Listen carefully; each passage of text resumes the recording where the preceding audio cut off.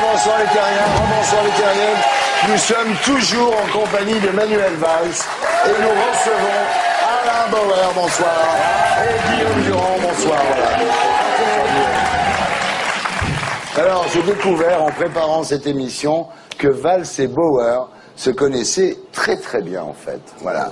De grands comploteurs. Mais oui, alors ils étaient ensemble à la fac de Tolbiac en 1981. D'un seul, déjà, il y a deux autres étudiants qui s'appellent Stéphane Fuchs, qui est devenu depuis un grand big boss de la communication, et Alain Bauer, qui disent ce mec-là est pas mal, quel tribun, ce Manuel Valls, et vous devenez des amis inséparables tous les trois, voilà. Amis de 30 ans. Ouais, mais on fait pas le même métier, alors ça va durer.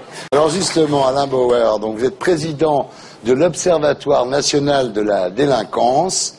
Alors vous êtes en haut de la Tour Eiffel avec un télescope et vous regardez les banlieues et vous observez la délinquance. Il vaut mieux être plutôt en bas de la Tour Eiffel avec un microscope. Mais ça marche aussi bien. Voilà, en fait vous êtes aussi criminologue, spécialiste des problèmes de sécurité.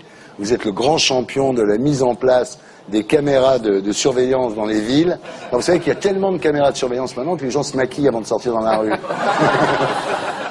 Alors vous n'avez pas changé en fait depuis l'époque parce que Valls dit il aime toujours les négociations secrètes, le rôle de conseiller occulte. La formule. Alors il y a le troisième homme, là, Fuchs, Stéphane Fuchs, qui dit Bauer est né vieux. Il a tout fait trop jeune. Et c'est vrai que vous étiez socialiste à 15 ans, franc-maçon à 18, conseiller de Rocard à 26, PDG à 32 et grand maître du Grand Orient à 38. Brillant. Alors, grand maître du Grand Orient, vous êtes resté que de 2000 à 2003. Vous aimiez pas la tenue? On peut pas faire plus. Vous êtes franc-maçon, vous? Je l'ai été. C'est fini? C'est fini, oui. Les couleurs m'allaient pas. Oui, oui.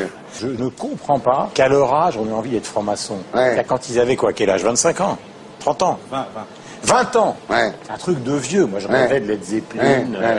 Et eux, ils rêvaient d'être francs-maçons. Les Ce que tu sais pas. Zeppelin était Voilà, bravo. Voilà. Ce que tu sais pas, c'est que tous les mecs de Led Zeppelin, ils étaient francs-macs. Voilà, c'est ça. Je ne vois pas l'intérêt d'aller comploter avec des types en jupe sur l'avenir du monde. Ouais. Je pense que C'est pour ça que je suis pas resté. Est-ce que l'idéal maçonnique est compatible avec les caméras de surveillance partout?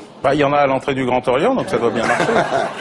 Alors, Raffarin a dit au sujet de son expérience de Premier ministre, j'aurais jamais cru les francs-maçons aussi puissants. Il y a des francs-maçons très puissants, mais l'appareil en tant que tel, 60% des parlementaires étaient francs-maçons en 1930. Oui. 10% aujourd'hui, tout compris. Oui. On va savoir ce qu'il en est vraiment. On va faire une interview maçon-franc.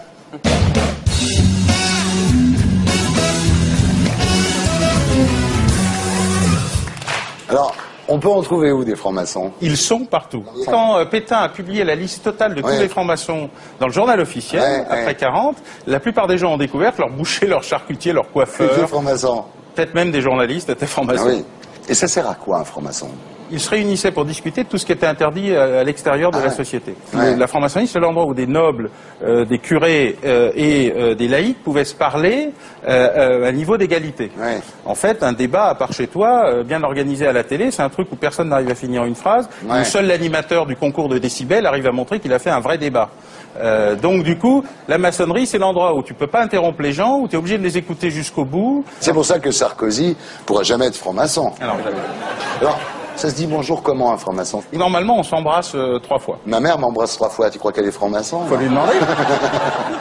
Il y a eu des stars francs-maçons. Oui, bien sûr. Chimène Badi, par exemple.